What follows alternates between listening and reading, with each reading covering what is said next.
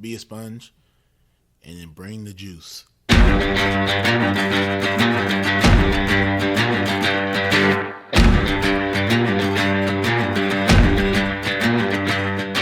By focusing on your improvement, by focusing on your progress, and eliminating any fixed mindset that you may have and acts of perfectionism, then you encourage your own mastery. On some level, we do what we want to do 24 hours a day. Now, sometimes it may not seem like that, but if I'm choosing to work instead of sleep, what I'm actually saying is keeping my job is more important than sleeping. I'm tired of this. I'm tired of getting beat. What can I do to get over this hump? So mentally, that's when I kind of put that forefront, like, hey, it's either all or nothing. I like to put failure in quotations because I don't believe that failure is true failure if you're looking at it with the right mindset. The truth is, the journey to greatness is hard. It takes time, it takes effort, it takes focus, and every day you have to decide what you value, what you want to pursue, and what you want to achieve. And if you dig deep enough, if you push hard enough, we all have what it takes to be great.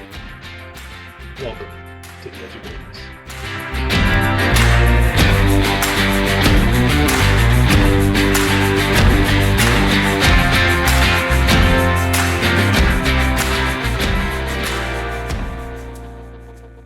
Hello and welcome back to From the Edge. Hope everyone had a fantastic week. I know that my week has actually been pretty awesome. I just got a chance to spend some time this weekend with my kids at a little festival here in Pickerington. That was kind of fun for them to run around and get some energy out. But what I wanted to get into this week was I'm starting to prepare. I've got a vacation coming up, which I'm actually very excited about. I think that we all need to take time to recover, to recharge, to get away, to unplug. All of those things are important.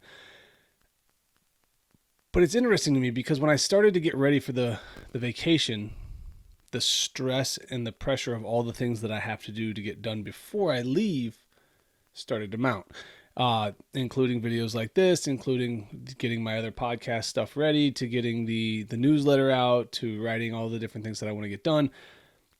And I wondered if I gave myself permission to work a little bit while I was on vacation during times that were down times, that we weren't doing anything else, would that have taken some of the load off? Because my plan is to unplug completely.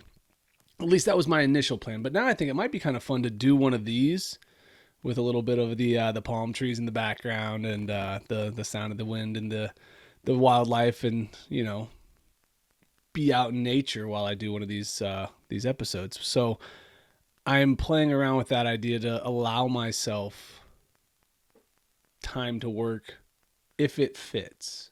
I think that's the important thing for this particular vacation that I'm taking, is that I'm not going to make time for this. But if time shows up, if I'm awake before the kids, or if I'm up after they go to bed, or if we have a day where it's raining and we're not doing a whole lot and the kids are napping, I can jump on and do a few things. So I think that there's a few things that I'm trying to figure out. Is one, how do I reduce the stress leading up to vacation? Because vacation's supposed to help me de-stress. So why then do I feel like I'm running around with like a chicken with my head cut off, trying to catch all these things up before I leave?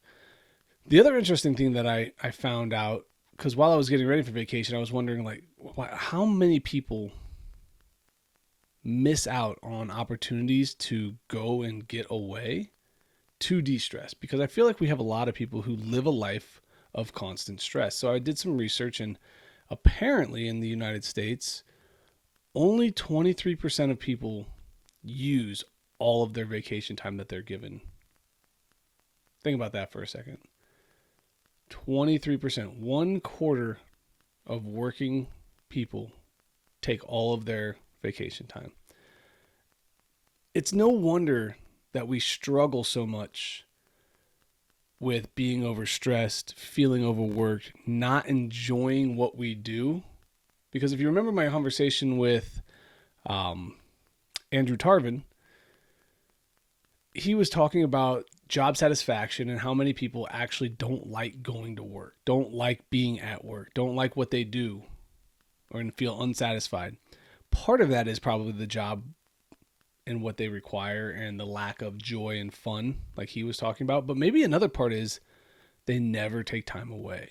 They never unplug. They never get a chance to reset the battery and then come back and do it again.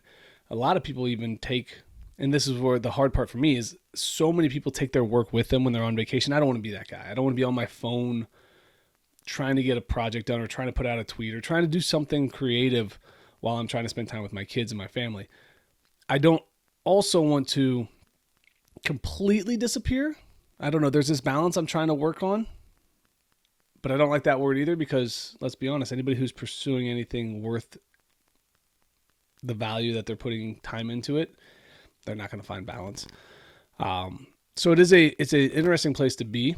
If you have any ideas or suggestions, I'd love to hear what your thoughts are on how you navigate these types of situations, because for me, I don't want to lose momentum. I'm doing pretty well with my writing, with my work that I'm doing with the videos and getting content out there. And I don't want to miss out on some of that, but I also know that I need a break. I need time for me. I need time with my family. I need time where I'm not working till 6:30, 7:30 at night, not getting up at 5 a.m. and doing more work. I need that time. So it's an interesting place to be for someone who actually enjoys work. Vacation is a little different. And so, I would definitely love to hear where you're coming from, what your thoughts are, how you handle the pre-vacation stress and all those types of things.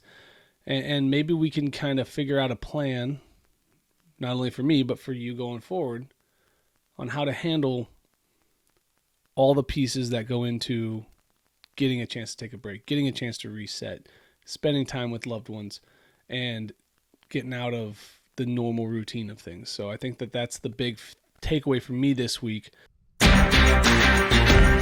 Thank you for joining us today on the Edge of Greatness podcast. If you haven't yet, please take a minute now to subscribe and review our show.